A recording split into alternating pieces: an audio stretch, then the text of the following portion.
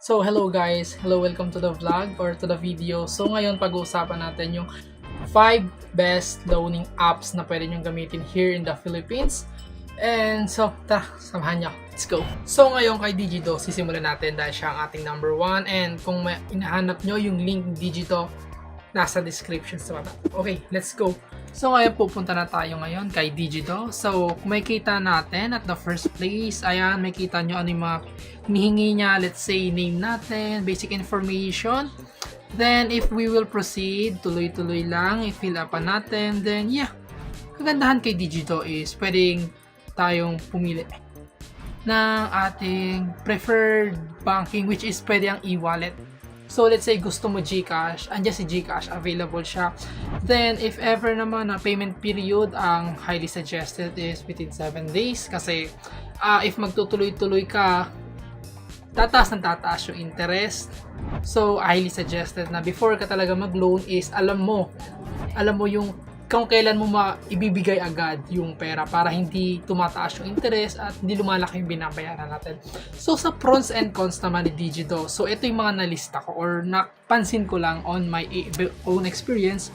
Syempre yung pros niya or possible maging cons is real time kasi siya, makukuha yung pera. So if ever na pinindot mo na siya, no more or there's no possible way para matanggal natin siya ulit. Then isa pa is yung processing fee niya medyo mataas.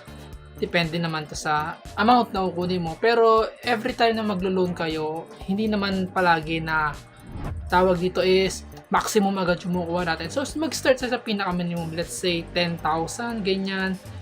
Then meron silang app which is additional pros para sa kanila. And yun lang din, parang naging cons lang niya is yung instant nga kasi once magkamali ka ng pindot, hindi na natin pwede balikan. So yun si Digito. Ang third natin is si Cash Express. So kaibahan kay Cash Express to Monica, si Cash Express 0% interest pero on your 7 days. So halos same lang sila.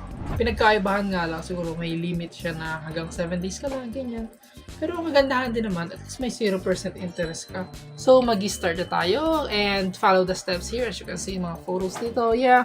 So, pag nag-start tayo, hihingiin nila agad kung magkano yung gusto mong i-loan. Well, which is good kasi nakikita na agad.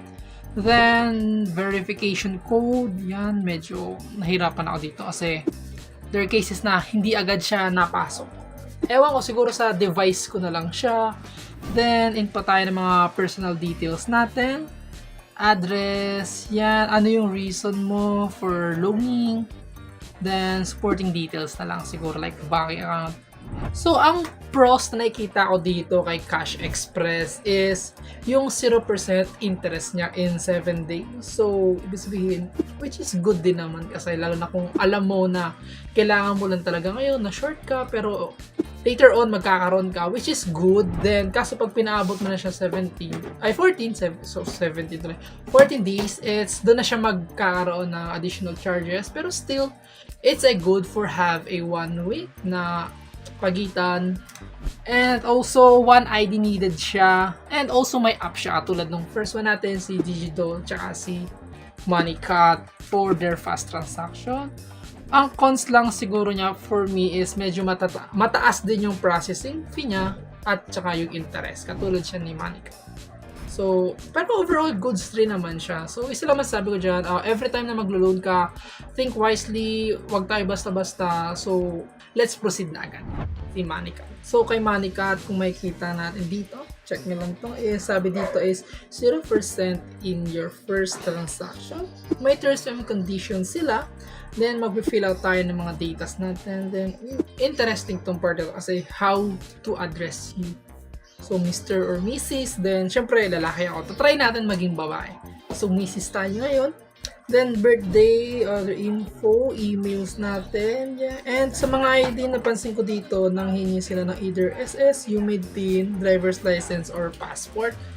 So, pag-check ko, naalala ko, sa TIN, may cases kasi na hindi na tinatanggap siya as valid. So, tatry ko siya gamitin. Pero hindi sa akin.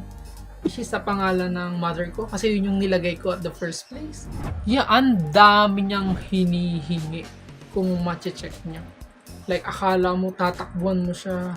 Pero which is normal lang naman kasi pera na pinag-uusapan. So, yung naging napansin ko lang dito upon further review, yung pros niya is, syempre, katulad siya ni Digido, 1 ID needed. The cons is, ang taas ng interest niya. Kakainin ka in the future sa interest. Tatagain ka talaga. Then, isa pa is, siguro maganda lang, rin siya, instant lang din yung pagdating sa'yo ng pera.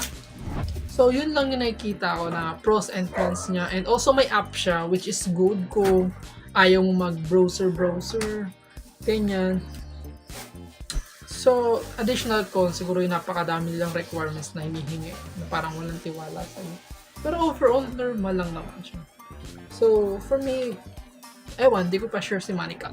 So, yung pinapang-lima natin is si loanonline.ph. Ano ba siya? Siya isang website kung saan kumikita nyo, sundin natin yung follow the instruction over here. Mag-include tayo or mag-input tayo ng mga necessary information natin and kung ilan yung gusto natin i-loan sa bank. And as you can see, it's just a display or mag-a-assist sa'yo to find any other platform kung saan ka pwede mag-loan. And as you can see, once natapos natin itong fill up ng mga to, may kita natin na nire-required niya or nagbigay siya ng mga what do you call this, example na maganda na pag-loanan, which is may kita natin sa babae si Digido, si Monica, pero everything overall, ikaw pa rin ang bahala kung mag-loan ka sa mga ganito. So, loan wisely lang ang masasabi ko sa inyo. So, si Finbro, same procedure lang tayo. Siyempre, kay Finbro, wala nga lang siyang mobile app. So, kailangan natin gamitin is yung link sa description below. So, for this one, let's proceed here and open natin yung Finbro. Okay? Okay, as you can see here in the landing page over here, as you can see it, andyan na lahat ng kailangan nating fill upan. Tulad lang ng same procedure lang at na sinubukan natin. And andyan na kailangan natin fill up everything, include lahat ng basic information, banking, ganyan, ano yung preferred mo. Then, ang nakita ko lang sa kanya na pros is, tulad nga ng ini-state nila is, first time mo is 0 interest ka within 14 days, which is much better.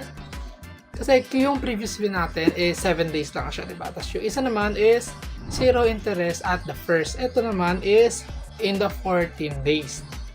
So, as based on my friend na nakapag-inquire na kay Finbro, sabi niya is mabilis sila mag-increase ng cap mo kung ilan yung pwede mong ma-loan, which is a good thing. And tulad na rin ng sabi niya is nire-recommend niya sa akin na subukan ko nga daw si Finbro.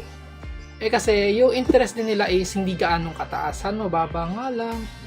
And ang kagandahan din sa kanila is kahit holiday, pwede ka mag-loan, which is yun yung nakita kong pros.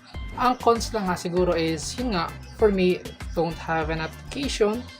Then, yung borrower's advantage package. Kasi, nire-required siya bago ka makapag-loan sa kanila. And, this borrower advantage package is para siyang insurance mo in Finbro na kailangan mo munang i-reach or mag-provide ng ganitong requirements like CEO with compensation and medical para lang matanggal siya. And ang laki ng idadagdag niya sa'yo.